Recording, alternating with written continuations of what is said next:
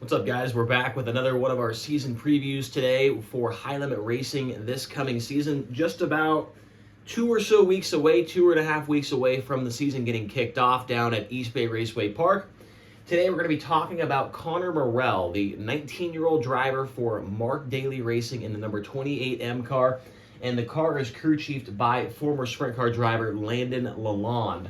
So where are we at here with Connor Morrell? So last year he ran the entire All-Star Circuit of Champions season. I think he missed the first 2 races, was not there, but those first couple races with the All-Stars were never points-paying events, so that was okay.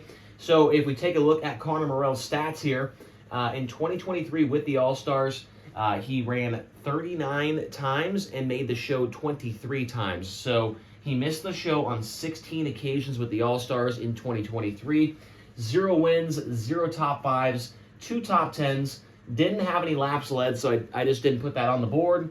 16.9 average finish, and he was 5th in the championship point standings with the All-Stars last year. So as you can kind of tell, like we mentioned with a guy like Zeb Wise, a guy like Tyler Courtney, and Chris Windham as well, there wasn't that many guys running the entire All-Star Circuit of Champions schedule last season. And so Connor Morrell able to get a really solid 5th place in points, probably paid decent, and a good, I would say, confidence booster for the young driver as well, to say that he finished top 5 with the All-Stars in the point standings. Now, last year, Connor Morrell also ran a majority of the High Limit Racing schedule. He, obviously there was only 10 or 11 races with High Limit last year. He showed up to 8 shows, made half of them, so 4 A-main events, 0 wins, 0 top 5s, 0 top 10s, and an average finish of 18.5. Now, jumping into some more in-depth numbers for Connor Morrell, in 2023 with the All-Stars, he was at a minus 30 in the feature events, so he was going backwards in the shows in the A-mains than he was going forwards throughout the entire year. A qualifying average of 21.3, so that's definitely something that he's going to need to work on next season, is his qualifying. He did appear in 3 dashes and 23 last chance showdowns or B-main event appearances that he was in. So you take 23 B-main appearances and he had 23 A-mains, so that is not exactly a good ratio for Connor Morrell. So hopefully they can fix that a little bit here. And I think they will, especially going into their 2nd year as a full-time racing operation. I think that these numbers will improve at least a little bit.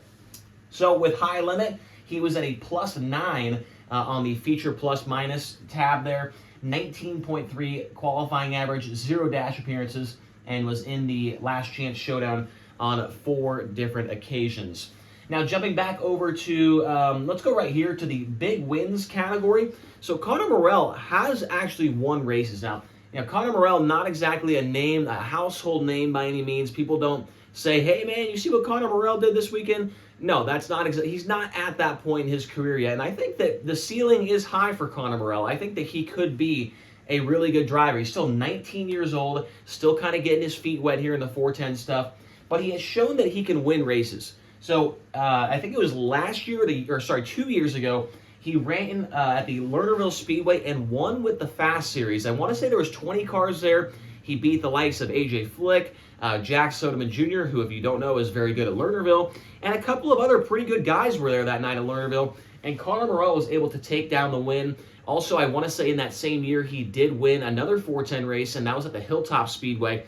Is that in PA or is that in Illinois? I'm not sure where that's at, but he did get 2 410 wins in 2022.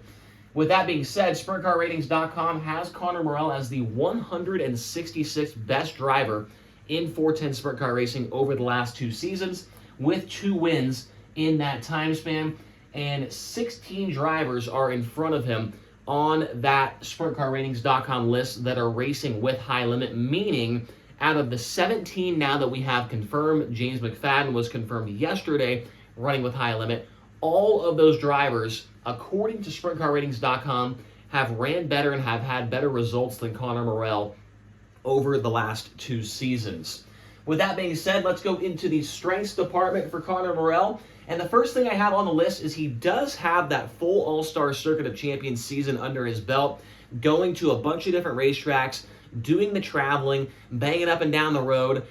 He does know what that's like to run an entire season of a somewhat, not national tour, obviously, but of a tour that travels quite a bit. The All-Stars, they did go to New York, they go to PA, they go kind of to, to Illinois, and they go to Florida a little bit here and there. So he does have that traveling experience under his belt. Also in 2019, I don't have this on the board, but he did run the entire season with the Great Lakes Super Spread Series. That's a 360 series, but it is a series, it's based in Michigan, but they ran in Indiana, they ran in Michigan, they ran, I want to say, a little bit in Illinois as well as some other surrounding states. So he does have some traveling under his belt, which I think is definitely going to help him out a little bit when it comes to this upcoming season with High Limit. Also, he has shown that he can win. Like, he has won races before. It's not like he's just some local guy that's out there trying to do it for fun and is messing around and is, shows up to the racetrack not expecting to win, and he's showing up there hoping that he can just run 12th, right? Conor Morrell has won races in his career, and that's a good thing, right? I mean, there's guys that race sprint cars every single weekend that have not won a race in 20 years, right? And they keep going and doing it. But Conor Morrell has shown that he can win. He knows what it takes to win. Obviously, it's going to be very tough this year with High Limit. I am not denying that, but he has shown that he can win. Also, I feel like I haven't really seen him a whole lot. He showed up to a couple of World Outlaws races here over the last couple of years, but it seems like he always has a good attitude at the racetrack, which is tough sometimes when you're having a season like this where you're missing 16 of the shows, with the All-Stars, and in his outlaw career has never even made an A-main. And we've seen that kind of, break some guys. When like Noah Gass, I would say, is a pretty good example where, he runs 2 seasons with the Outlaws. He misses a bunch of shows. He can't run top 10, can't run top 5, and it really gets to him. But with Conor Morrell, I think he doesn't have his expectations that high.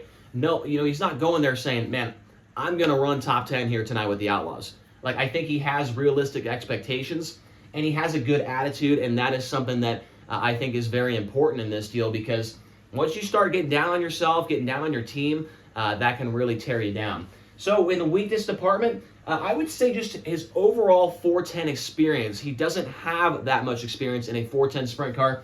Sure, he has a full season of All-Stars. He's ran a little bit with High Limit, a little bit with the Outlaws, but really over the last 2 years, he doesn't have that much 410 experience. He does have a lot of sprint car experience. As I mentioned, in 2019, he did run a full season in the 360 with the Great Lakes Super Sprints, but overall 410 experience is definitely not at where his competitors are at with the High Limit Racing Series. Also, qualifying, definitely an issue for Conor Morrell, as you can see with these 2 numbers here.